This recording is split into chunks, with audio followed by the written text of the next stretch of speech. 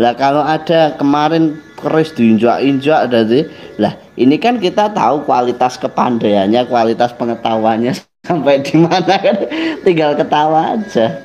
Ya gitu loh. Nah, sebetulnya keris ini kan suatu karya fenomenal bangsa kita, terutama khusus bangsa Jawa yang diakui oleh dunia sebagai warisan budaya dunia. Kenapa? Karena bisa menyatukan unsur langit dan bumi.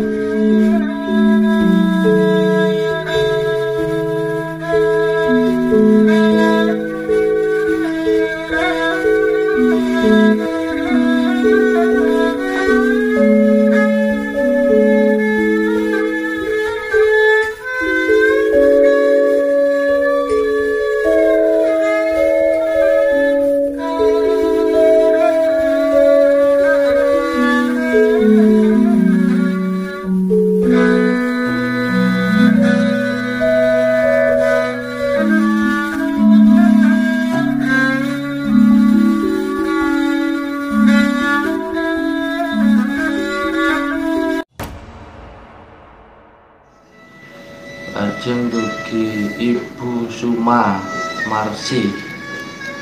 Romo, saya nonton di YouTube ada keris dirusak. Nangis rasanya. Kados pundi nggih kok bangsa kita diusik. Kemarin klepon, sekarang keris dihancurin, Romo. Nah, ngeten. Saya kemarin juga banyak ditanya masalah itu, jawaban saya cuman simpel. Kalau kita simak video saya yang kemarin, saya mengatakan ada yang takut dengan kebangkitan Jawa. Lah sekarang kan sudah terpancing, yang takut siapa kan sudah mulai mencongol sendiri-sendiri. Kan mereka bingung dengan sendirinya. Makanya sering saya analogikan begini. Kalau ada pisau dipegang seorang koki akan menjadi sebuah alat sarana prasarana menciptakan hasil karya makanan yang enak. Tapi kalau pisau itu di tangan seorang penjahat, maka akan timbul yang namanya masalah.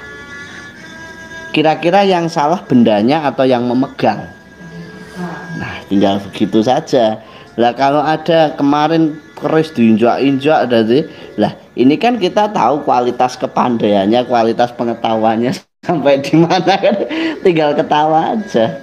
Ya gitu loh.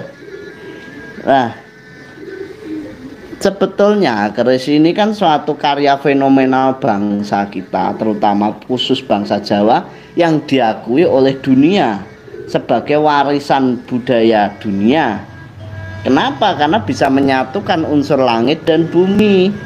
Unsur buminya adalah biji besi, unsur langitnya adalah pamor yang dari meteor.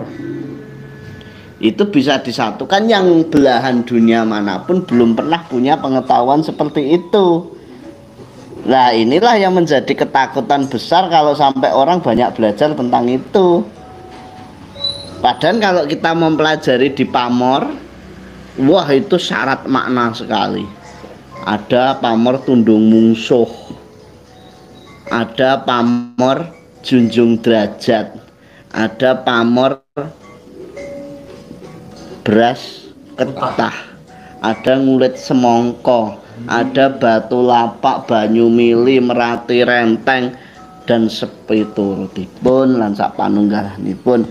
Lah diiring ketakutan-ketakutan seperti itulah wong mereka ndak bisa menandingi karya seperti itu, akhirnya dihembuskanlah isu-isu negatif yang mereka belum pelajari dahulu, dan mungkin kapasitas otaknya tidak nyampe pada tahapan itu, karena kapasitasnya masih seperti anak belajar di kalangan tertentu yang masih belajarnya tahapan membaca, belum tahapan memaknai, belum tahapan mempraktekkan.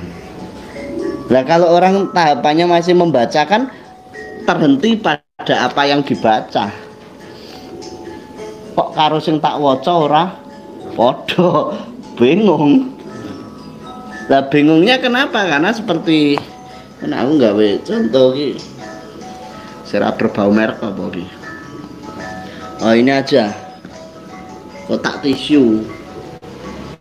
Orang bilang karena dia belajar membaca kotak tisu pada sisi ini, dia mengatakan pemahamannya kotak tisu harus ada rendanya. Kalau nggak ada rendanya bukan kotak tisu. Yang satu belajar membacanya kotak tisu itu harus seperti ini, ada bunga-bunganya, ada lubangnya, ada tisunya. Kalau nggak ada bukan kotak tisu. Nah, kubu ini dan kubu ini dipertemukan pasti tukaran karena pemahamannya yang satu hanya sebatas ini, yang satu sebatas ini.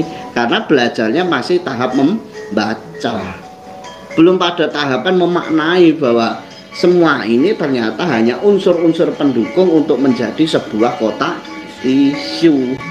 Dan yang dimaknai lagi, ternyata kotak tisu hanya wadah. Tisu rambut wadah ini ya nah inilah makanya saya dengan adanya berita seperti itu saya ketawanya. Ya ini akhirnya mana yang pandai mana yang bodoh kan diperlihatkan sendiri oleh tingkah laku, bahwa puncak pengetahuan atau ilmu adalah tingkah laku. Lah kan ngerti dewe. Lah kayak aku saiki umpama ini umpama saya terus marah sama kotak tisu ini. Wah, lu bodoh, kowe iki gendeng, kowe iki goblok. Kira-kira sing goblok sapa terusan?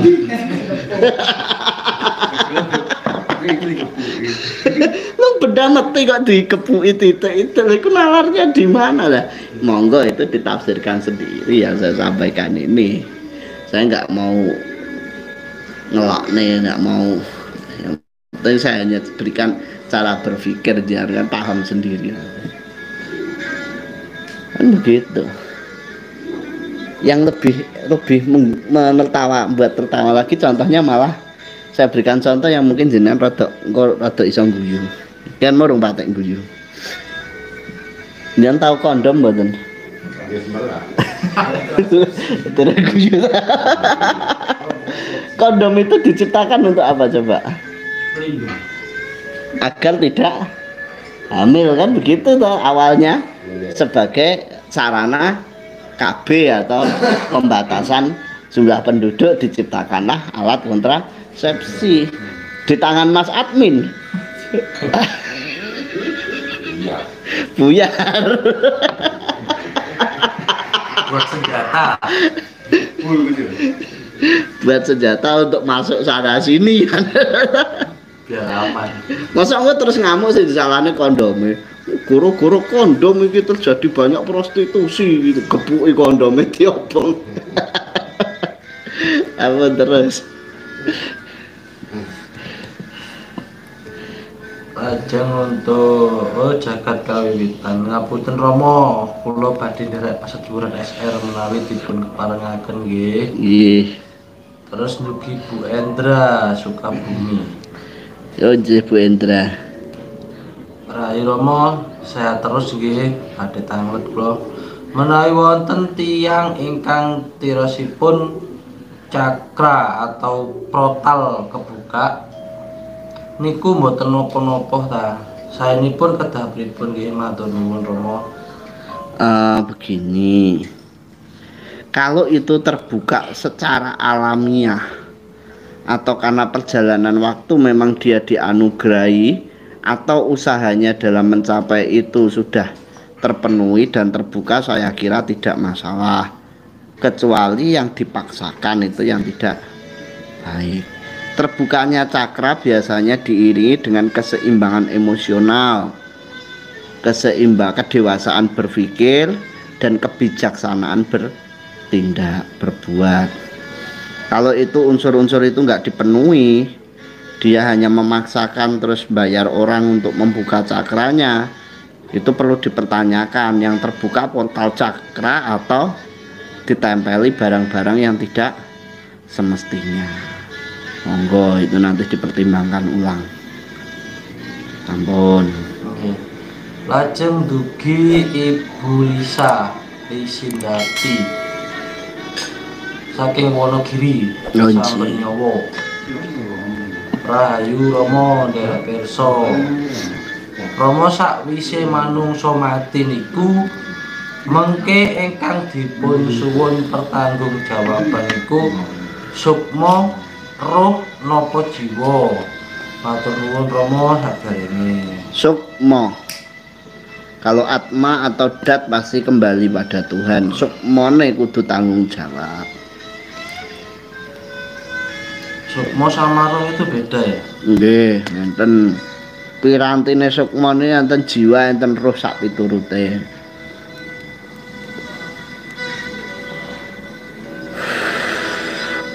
Roh di Jawa jangan disamakan dengan pengertian di bab lain lho nggih. Di Jawa roh itu dadine kaweruh. Sehingga wong Jawa awakmu roh ha. Lho ngoten lho. Roh itu dari kata kaweruh ya, yang menerima kaweruh itu adalah jiwa. Sehingga kalau jiwa tidak mampu menampung kaweruh itu dadine sakit jiwa. Bener.